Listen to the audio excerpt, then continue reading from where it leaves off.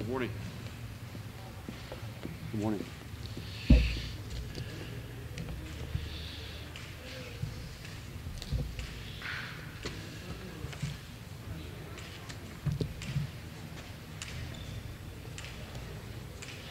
I think before we get to the matter of the day, just have to say, most importantly, as a dad of 4 kids who go to school every day, just staggered by what happened in Parkland, Florida yesterday.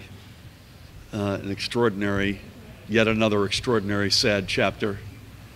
I believe 17 persons lost their lives. It's the 18th school shooting this year in America. So that's 45 days. Diane just came up from Florida, has some former colleagues who live in Parkland and have family who go to that school. It just rips your heart out. And my plea would be, yes, words of sorrow, our thoughts and prayers are with the families and the victims and the survivors who are probably going to be traumatized for the rest of their lives. Those words matter. Symbols matter.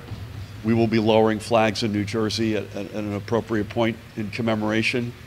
But the fact of the matter is we need gun safety laws, period. In addition to those other important words, we just had a gun safety roundtable 2 days ago in Cherry Hill, talking about a series of steps that could make our gun safety laws, which admittedly are already among the strongest in the nation, even stronger. The Attorney General was in Camden yesterday with county officials announcing the fact that they had busted an out-of-state weapons ring that had been trafficking weapons into New Jersey, and that's another reality we can't ignore. Over 80% of the gun crimes committed in our state are with guns that come from out of state. So shutting that down is in finding ways to have national solutions. So this is in Congress, but also, if short of that, regional solutions. We've talked about the notion of trying to regional greenhouse gas states to try to find a coalition of like-minded on gun safety. But we need action. The words are not enough. The expressions of sympathy are not enough. We must act. And I'm just fearful that we're going to have a redo of Newtown, Connecticut, Sandy Hook Elementary School. 26 people lost their lives. I believe 20 of them were little kids. It ripped all of our hearts out. Incredible sorrow, all well-meaning words, and inaction in Congress, literally inaction. And I particularly call out the lobbies, the gun lobby that separates the will of the people from the actions in Congress. And one in particular, if you look at any polling related to comprehensive background checks, it has overwhelming support, all sides of all aisles, in the upper 80s in this country, and yet we can't take more action on that front. And as I say, I'll conclude where I started. As a dad of 4, as someone who worked with some of these folks who live in Parkland, I know Kevin's son. I mean, all of us who have gone to school or who have kids who have gone to school, or in my case, going to school, you just look at that and it just tears you to shreds. So thank you for bearing with me. Thank you also for everyone being here this morning. I'm thrilled to be here with Acting Transportation Commissioner Diane Gutierrez-Scacchetti and newly minted New Jersey Transit Executive Director Kevin Corbett. And I say newly minted, he was confirmed to serve as NJ Transit's Executive Director yesterday. So welcome aboard, Kevin. We are so excited to be working with you. This is your first full day on the job. Congratulations, and we're rooting for your success. For anyone who's counting these things, today marks our 3rd formal announcement about New Jersey Transit since our administration began 30 days ago. Let there be no doubt about our commitment to getting this system right and working again for the commuting public. As I've said before, this is not, I repeat, not a quick turnaround project. New Jersey Transit's woes stem from years of internal management issues and years of state neglect. The thousands of rank and file workers who show up every day at NJ Transit, some of whom are with us today, are not to blame. In many ways, they are the ones who have kept this system running and safe in the absence of real leadership and vision for both One Penn Plaza and the governor's office. 3 weeks ago, I ordered a complete audit and performance review of New Jersey Transit to pinpoint not only what derailed this once proud network, but to get us back on track and moving in the right direction. 2 weeks ago, Diane and I introduced Kevin as the transformational leader New Jersey Transit needs to not only get its house back in order, but to set it up for a better future. And it's important to note we have not just the executive director and the commissioner, but wearing her other hat as the chair of the NJ Transit board. But while that audit is being conducted, and while we create long overdue, long-term action plans, we cannot allow the status quo to go unchecked. Commuters cannot wait on platforms for trains that never come or suffer overcrowding on the ones that do come. The public deserves immediate relief to help ease their commuting headaches.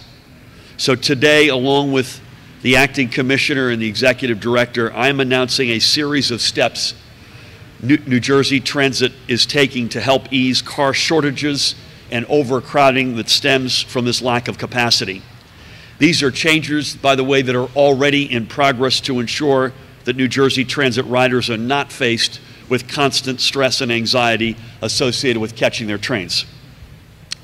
First, and Diane will speak after me and she can get into some of this in more detail. First, 20 cars that had been removed from service for upgrades will be returned to service as passenger cars. To further maximize the available daily fleet, New Jersey Transit is accelerating its current repair and inspection schedule to get cars back into service faster. And finally, New Jersey Transit is looking into the feasibility of leasing from regional transit providers additional passenger cars that it can immediately put into service. To accelerate repairs, New Jersey Transit is meeting with its parts suppliers on ways to reduce ordering lead times and also increase its parts inventory.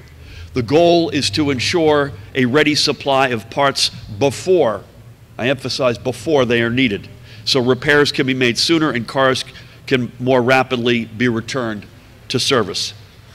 And New Jersey Transit is taking steps to bring on more of the skilled tradesmen and women it needs to keep the rail lines operational with more frequent employment tests and hiring events. As I said, these steps are not going to solve remotely every problem at New Jersey Transit. There remains the need for long-term managerial and operational reforms and a new financial mindset, both within the agency and the State House, that values investment in mass transit. But at the least, these steps should help begin to alleviate some of the immediate concerns and greatest headaches for commuters. With both the acting commissioner and executive director, I know New Jersey Transit now has the leadership it needs to reinvent itself. Getting New Jersey Transit right is critical to our state's overall economic health. We need a strong mass transit system capable of getting hundreds of thousands of New Jerseyans to and from their jobs on a daily basis. We need a strong mass transit system to attract new employers to a state with one of the most highly skilled and educated workforces anywhere in the world.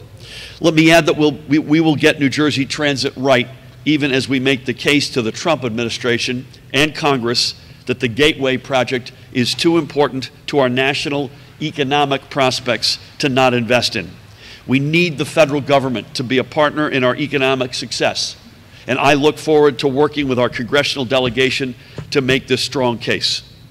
We still have a lot of work cut out for us. We are going to continue to work hard in both the short term and to get this system back on track and for the long-term viability of our entire rail network.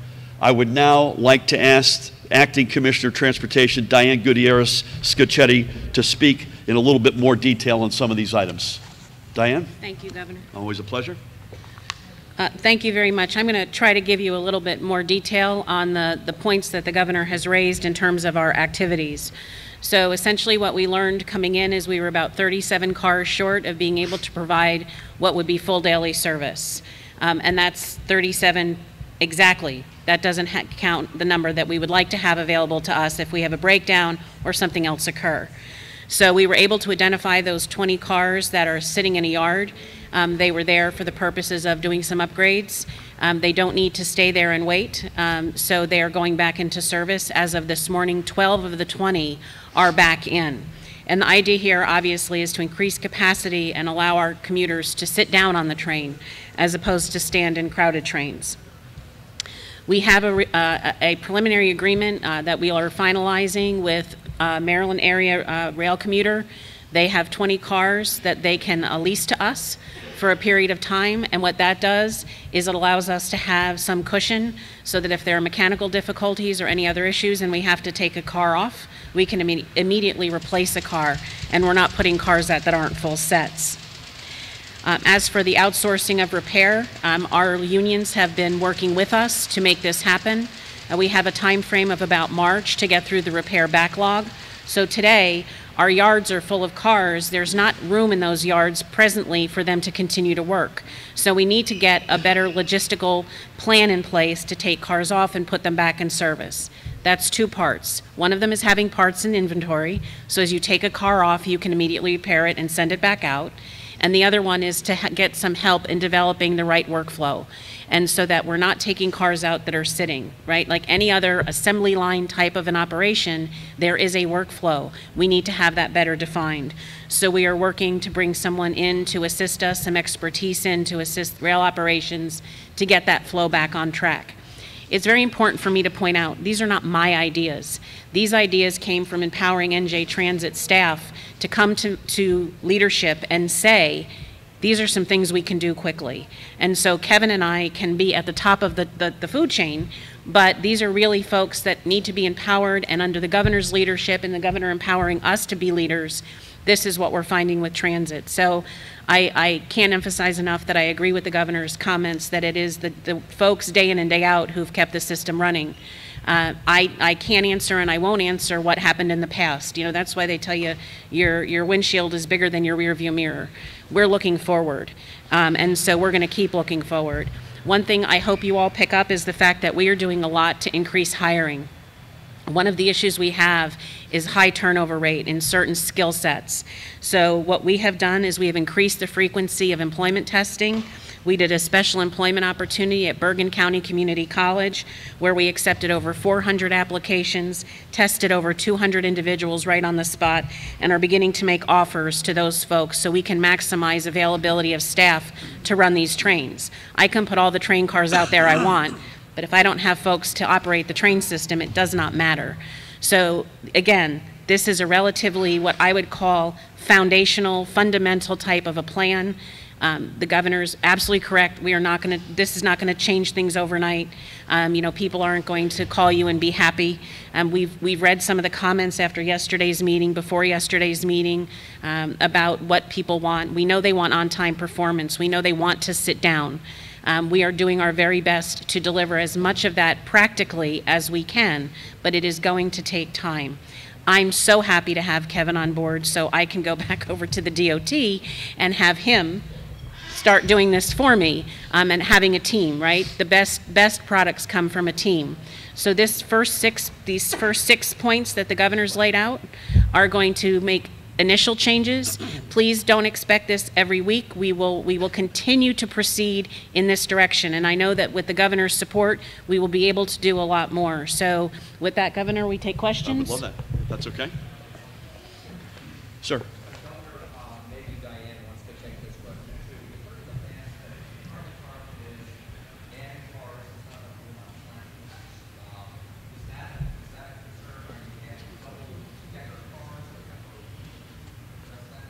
Well, no, you're right. We have platforms that are short. If we want to increase the train set, we don't have train sets that are at their current size. We're short cars, so we're not making the train sets longer than the platforms can handle. We're just restoring them to what the full train set should be for the platform that we have.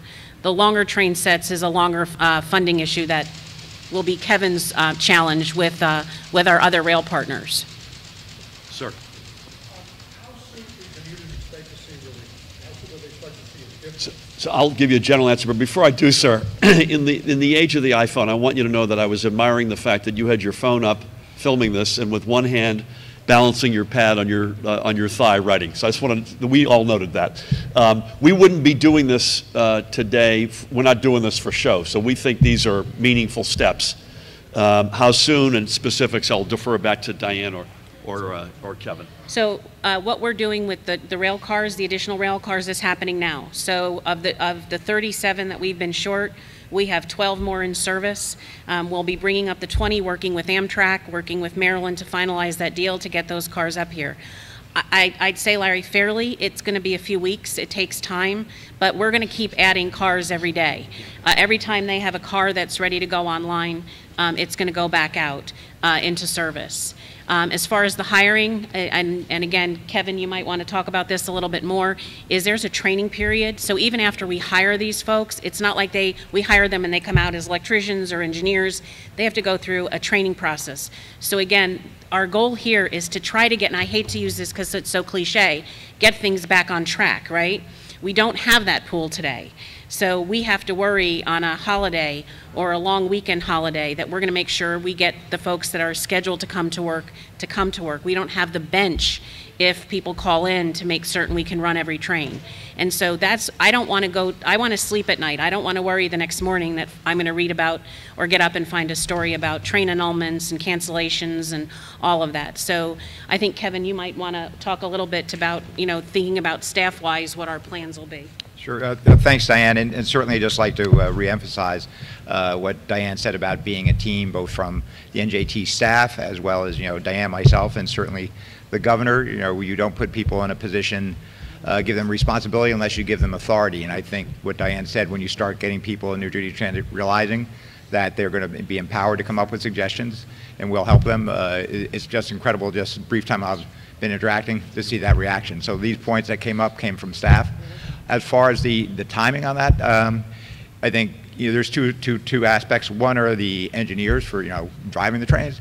There's a whole training thing, and that's a longer term process. But the maintenance, I think, was very significant here for the timing, is getting the maintenance, the electrical, the signal people. So a lot of things, if doors don't work on cars or other issues that are holding cars back, having a schedule, having extra shifts, getting people to get those cars out, and they're working on a plan for the manning hours for each, what are the cars, getting everything so you can measure it like on a Gantt chart and see, and hold people to performance on those. So don't have that details yet, but that's the plan. Go one, please. Thank you.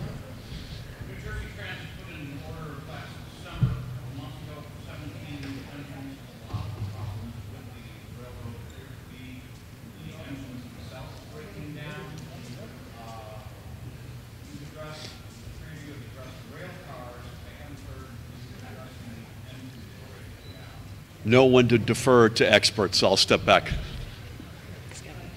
Well, I guess when we refer to rail cars, we're talking about the whole set, right? So when we start hiring more of these folks, when we have parts available to us, Brian, it'll be easier for us to repair those rail cars. I can't give you the rolling stock schedule for when the new cars will come in. I don't have that today, and we'll certainly get that to you.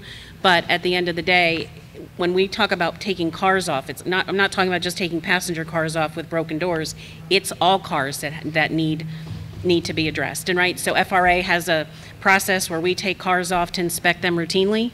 If we find something, we want to be able to fix it and get it back out. We don't want to find it, wait 2 weeks, hope parts come in. So long lead items are being ordered now, so they're in stock. Standard parts are being ordered now so that they're out there. But we can only do the best we can do in the circumstances we have. What we've inherited is not what we would have liked to see. I can't answer for you why the parts weren't in inventory, why some of this wasn't done, but I can tell you it's being done now. And so to me, that's kind of where the focus should be, is that we're trying to make that progress. And I'm sure Kevin can give you a call later and give you the schedule on when the new stock will be in.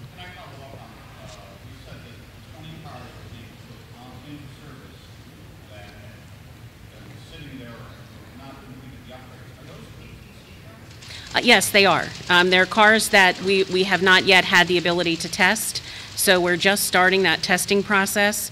We're going to, instead of those cars sitting and waiting, they're going back in as passenger cars. They're not going to be used in their PTC configuration. They'll only be used as passenger cars, and we have agreement with the vendor that the warranty period won't run on PTC. So this will give us the use of the cars without injuring our position at all as we go forward to roll out PTC. No. No, it just allows us to, if you're going to take cars off, you have to have a plan to get them back on. That didn't happen. So what we're doing is saying, put them back, and then we'll make certain that when it comes to PTC, they're available. And PTC is really an entirely different discussion, so. Sir, in the back, please.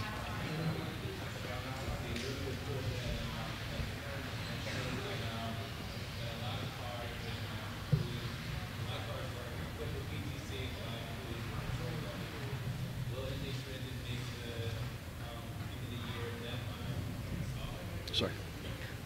Certainly our goal is to make the deadline. I'm not going to sit here today and tell you definitively that we're going to be perfect. We work with FRA every day on that topic. We are putting in place the steps. We have great senior leaders at Transit that are working to put the plan in place to get us where we need to be. But at the end of the day, the training piece is kind of a phase 2 operation. You know, we need to get the cars outfitted and then train people to use them, right? So what we're working through now is some of the software issues we have. We've received from FRA the ability to start testing cars, and that's what we're doing. When you work with software, I don't care if it's train software, toll software, there's a end-to-end testing that makes sure everything works correctly. That's what we're doing now. And once we can finish that up and we can start putting in the other pieces, hopefully we'll see a quicker rollout of PTC generally. By the way, I just would say, in the parlance of all teams reporting to spring training, these folks have inherited a squad that finished in last place last year, notwithstanding really strong players day in and day out. And I don't think we should be expecting that we'll be playing for the World Series in October. But we're going to get there as fast as we can, and most importantly on safety, obviously. I mean, we talk a lot about on time, standing instead of sitting, breakdowns, et cetera. Job number 1 for this team and their colleagues is safety. Maybe one more, please. Probably a question for the Commissioner. The FRA has had a much larger inspection presence than is that continuing to include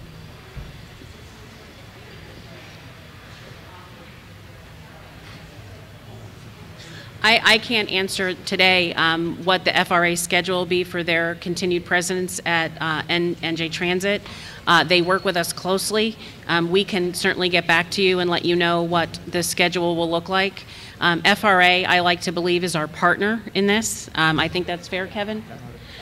So Kevin will happily take the reins on that from me today or on Monday. But we have been working very closely with FRA, recently meeting a couple of their deadlines that they had for us. And so my I don't want to say my assumption, but my thought would be that what they're doing with us now is helping us reach the finish line, right? Every 10 yards we gain is a little bit closer to a touchdown. Every single we hit is closer to getting us around the bases, whichever sport you particularly like. But at the end of the day, we believe the FRA is our partner in this. They're not our punisher. Maybe I had said no more, but I got to give you one here, and then we have to run.